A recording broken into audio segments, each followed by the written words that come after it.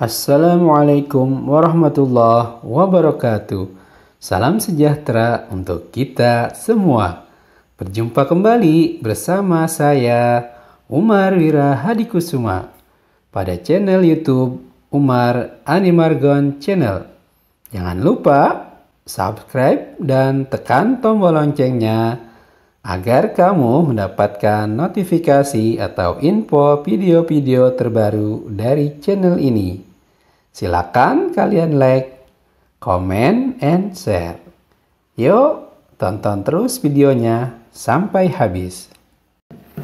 Baiklah anak-anak, pada kali ini kita belajar tema 1, subtema 3, pembelajaran ketiga, lingkungan dan manfaatnya untuk tematik kelas 5 sekolah dasar. Mari kita awali dengan membaca basmalah. Bismillahirrahmanirrahim. Teman-teman, untuk mencapai Pulau Madura, kita harus melewati Selat Madura. Namun, sekarang ini berkat kemajuan pembangunan nasional, telah dibangun jembatan Suramadu yang melintasi Selat Madura dan menghubungkan Surabaya dengan Madura. Dengan demikian, untuk mencapai Pulau Madura bisa melalui perjalanan darat. Kondisi Pulau Madura yang terpisah dengan Pulau Jawa tersebut merupakan contoh kecil kondisi geografis Indonesia pada umumnya. Indonesia merupakan negara maritim dan kepulauan terbesar di dunia. Hampir 2/3 wilayahnya merupakan lautan. Antara pulau satu dengan pulau yang lain disatukan oleh laut. Meskipun demikian, bukanlah menjadi penghalang bagi setiap suku bangsa di Indonesia untuk saling berhubungan dengan suku-suku bangsa lainnya. Kondisi geografis Indonesia sebagai negara maritim dan kepulauan menyimpan potensi yang besar dalam berbagai bidang, seperti di bidang ekonomi, sosial, budaya, dan transportasi. Potensi-potensi tersebut dapat menjadi modal yang penting dalam pembangunan nasional guna mewujudkan kesejahteraan masyarakatnya. Wilayah Indonesia yang berupa kepulauan antara pulau satu dengan yang lainnya disatukan oleh laut mengakibatkan bervariasinya potensi yang dimiliki oleh bangsa Indonesia. Masing-masing pulau memiliki karakteristik masing-masing, mulai dari kondisi alam maupun kondisi sosial budayanya. Variasi dan karakteristik potensi tersebut terlihat dari lengkap dan beragamnya bentang alam dan hasil alamnya, beragamnya suku bangsa yang mengakibatkan beragam pula adat istiadat dan budayanya, serta beragamnya agama, golongan dan kelompok masyarakatnya. Keberagaman yang disebabkan adanya perbedaan antara pulau satu dengan pulau yang lainnya ini tidaklah menjadi pemecah dan perenggang, namun justru menjadi pemersatu, karena antara yang satu dengan yang lainnya bisa saling melengkapi. Teman-teman, mari kita lihat pengaruh kondisi geografis Indonesia sebagai negara maritim terhadap kehidupan ekonomi masyarakat. Kondisi geografis sebagai negara maritim dan kepulauan membawa banyak keuntungan bagi bangsa Indonesia. Wilayah laut Indonesia yang sangat luas telah diakui secara internasional sebagai negara maritim yang ditetapkan dalam UNCLOS pada tahun 1982, yaitu oleh lembaga UNCLOS. Hal ini berarti bangsa Indonesia diberi kewenangan untuk memanfaatkan potensi sumber daya laut. Cakupan wilayah yang sangat besar dan luas, tentu saja laut Indonesia mengandung keanekaragaman sumber daya alam laut yang sangat potensial, baik hayati maupun non-hayati.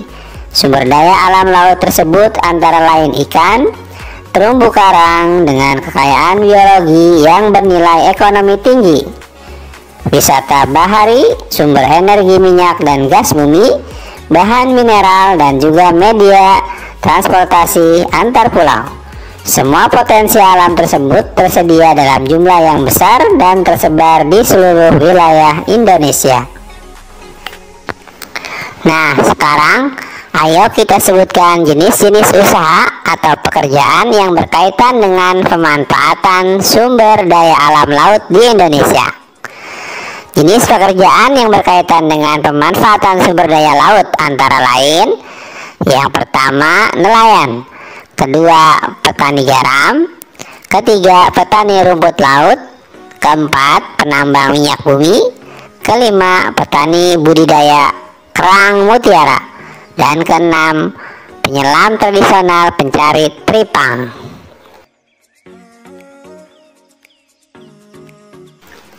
Pengaruh kondisi geografis Indonesia sebagai negara maritim terhadap kehidupan sosial masyarakat.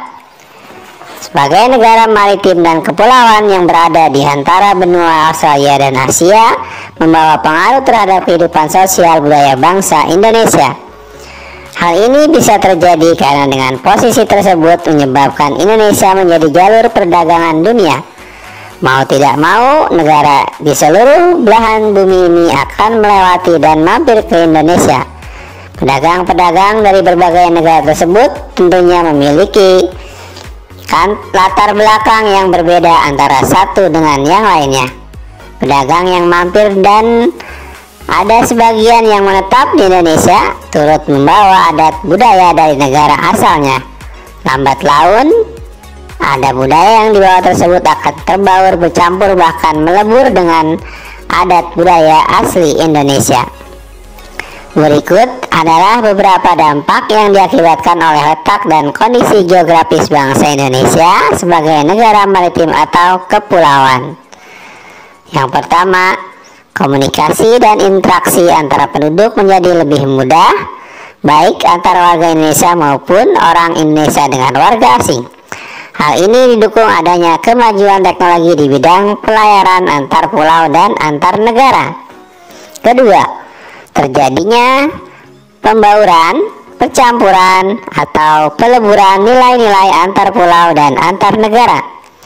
Ketiga, munculnya perkampungan etnis tertentu seperti pecinan dan kampung Arab. Keempat, terjadinya perubahan perilaku masyarakat karena pengaruh masuknya pola dan nilai perilaku dari pulau, daerah maupun negara lain. Dan yang kelima, terjadinya perpindahan ilmu, pengetahuan, dan teknologi. Teman-teman, yang sudah disebutkan di atas adalah dampak positif. Tentunya juga ada dampak negatifnya. Coba ceritakan berbagai dampak yang timbul sebagai akibat dari letak dan kondisi geografis Indonesia sebagai negara maritim dan kepulauan. Baik, inilah teman-teman dampak positif dan dampak negatifnya. Dampak positif: Indonesia memiliki beragam hasil alam, memiliki beragam kekayaan budaya, dan memiliki beragam sumber daya alam. Dampak negatifnya: sumber daya alam manusia dan hasil alamnya tidak merata dan pembangunan di beberapa daerah tidak merata. Teman-teman pelajar, berikutnya kita belajar tentang perilaku yang mencerminkan sila dari Pancasila. Seperti pemilihan ketua kelas.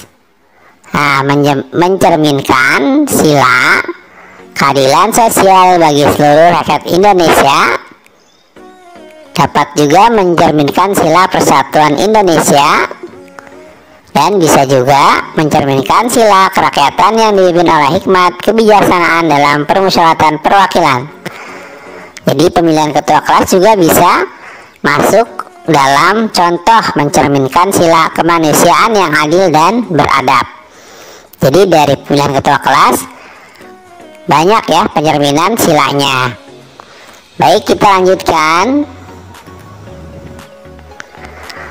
Yang berikutnya, perayaan Hari Besar Keagamaan. Nah, perayaan Hari Besar Keagamaan ini bisa mencerminkan sila ketuhanan yang Maha Esa, yaitu menjalankan perintah agama sesuai ajaran yang dianutnya masing-masing. Bisa juga masuk ke sila kemanusiaan yang adil dan beradab, karena mengakui persamaan derajat, hak dan kewajiban asasi setiap manusia tanpa membedakan.